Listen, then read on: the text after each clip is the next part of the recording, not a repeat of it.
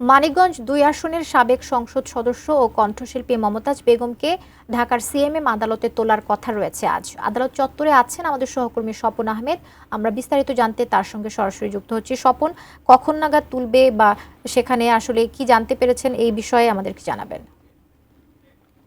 জানেন যে গতকালকে ধানমন্ডির একটি এলাকা থেকে মানিকগঞ্জ ২ আসনের যে সংসদ সদস্য ছিল অর্থাৎ মমতাজ, তিনি কিন্তু একই ধারে সঙ্গীত শিল্পীও, তাকে আটক করা হয়, ডিবি কর্তৃক তাকে আটক করা হয়। তবে আমরা রাজধানীর যে সিএমএম আদালত রয়েছে সেখানে আসলে অপেক্ষমান অবস্থায় রয়েছি। যদি আমরা বিভিন্নভাবে যোগাযোগ করার চেষ্টা করছি যে তাকে আসলে কোন মামলায় গ্রেপ্তার দেখানো হবে।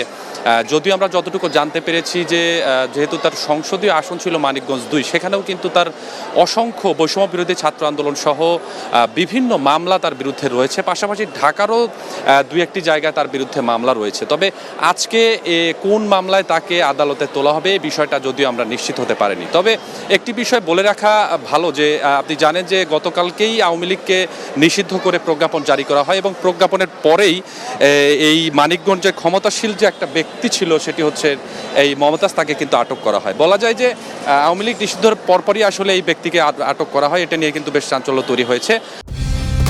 কালার এক্সপার্ট, জর্জ স্যাপ এবং মাইল্ড অন হ্যান্ডস টেকনোলজি সমৃদ্ধ অরিক্স ক্রিস্টাল ওয়াশ আপনার লন্ড্রি এক্সপার্ট।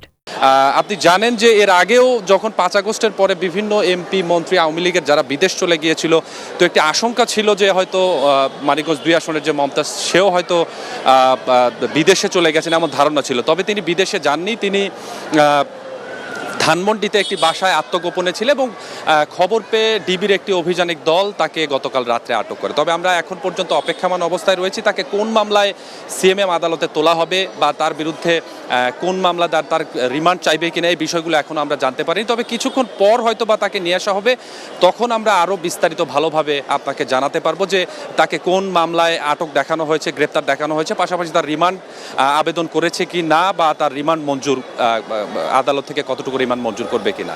কবিতা, এই ছিল এখন পর্যন্ত আমার কাছে সিএমএম আদালত থেকে সবশেষ অবস্থা।